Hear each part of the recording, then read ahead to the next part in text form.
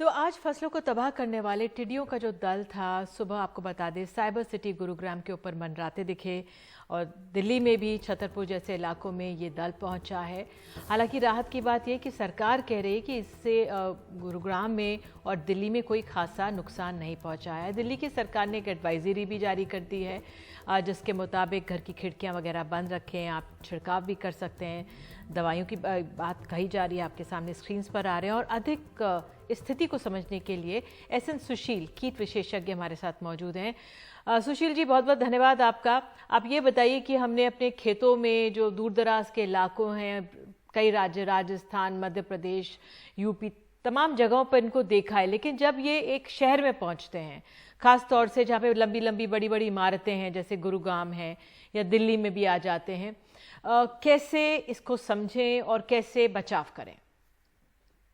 देखिए, अभी तक तो ऐसा एज ए ह्यूमन पेस्ट तो कभी तक ये आज तक रिपोर्ट हुआ नहीं। लोकस जो है, जो भी टिड्डियां आ रही हैं, कभी भी ऐसा कोई बीमारी या ऐसे कोई तरह का खतरा इससे आदमियों को नहीं है। लेकिन हमारी फसलों को, हमारे पेड़ पौधों को निश्चित रूप से ये नुकसान पहुंचाएंगे। तो मैं तो ये कहूँगा कि अगर ये शहरी क्षेत्रों में आते हैं तो इसे बहुत पैनिक होने की जरूरत नहीं है। ज़्यादा से ज़्यादा आपको इरिटेट कर सकते हैं आपके घर के अंदर अगर घुस जाए, तो आप दरवाजों खिड़कियों को बंद रखें। हो सके तो अगर नेट या जाली है तो उसको लगा दें।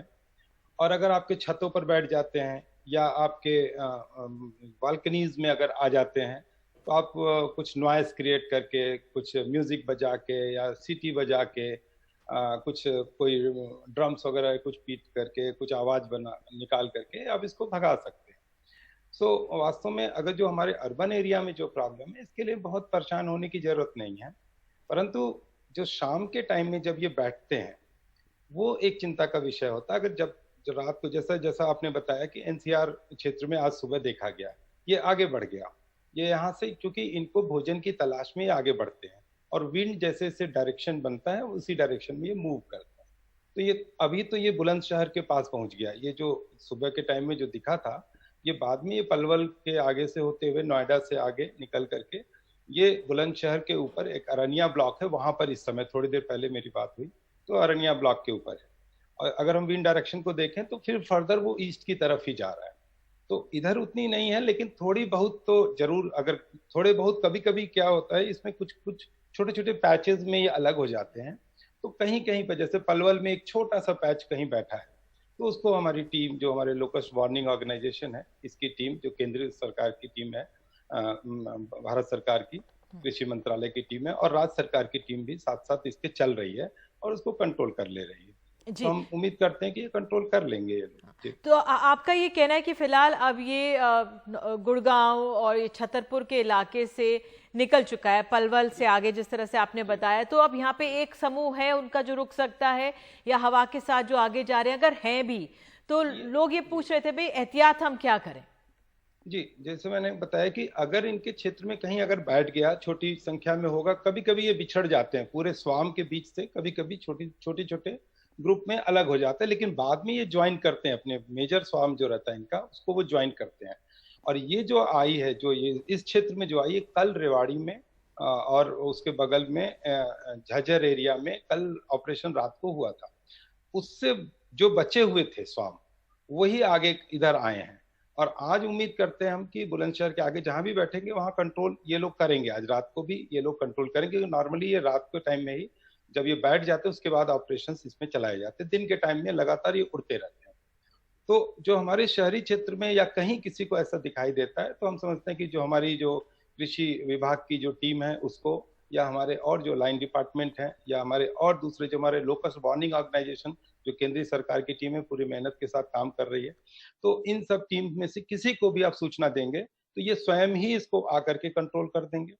अन्यथा आप स्वयं का अगर करना चाहें, आपके किसी लॉन में या कहीं पर है, तो गवर्नमेंट ऑफ इंडिया ने 11 पेस्टिसाइड के फॉर्मुलेशंस को रिकमेंड किया है।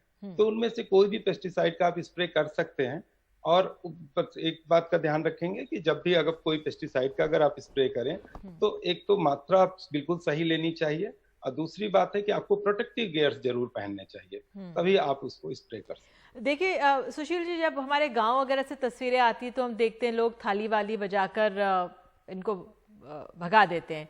अब शहरों में आप कह सकते हैं कि म्यूज़िक वगैरह चला दें या जो भी किसी तरह से हल्ला करें, क्योंकि इनको शायद ज़्यादा शोर पसंद नहीं है। लेकिन जिस तरह से स्थितियां बनी और जिस तरह से दिल्ली सरकार ने भी गाइडलाइंस जारी की हैं, क्योंकि हमारे दिल्ली के आसपास भी कुछ गांव हैं, दिल्ली के अंदर भी गांव हैं, ऐसा कि नहीं है, तो अगर लोगों का अभी भी ये संदेह है कि रात में वापस तो नहीं आ जाएंगे, जिस तरह से आप बता रहे हो, ये बात इनके बारे में साफ है जब ये मध्य प्रदेश पहुंचे थे कि हवा के रुख के साथ चले जाते हैं, तो कहीं वापसी का रुख ना हो, या फिर उस आप लोगों का आकलन क्या है, आगे इनका रुख क्या है? आगे जैसे मैंने अभी कहा कि ये अगर आप आज अभी थोड़ी देर पहले ही मैं पैटर्न देख रहा था एयर का, तो ये ईस्टर्न वेस्टर्नली विंड चल रही है जो कि ईस्ट की तरफ जा रही है। तो ये जो आगे चलेगा ये वापस तो आने की कोई उम्मीद नहीं लग रही है आज।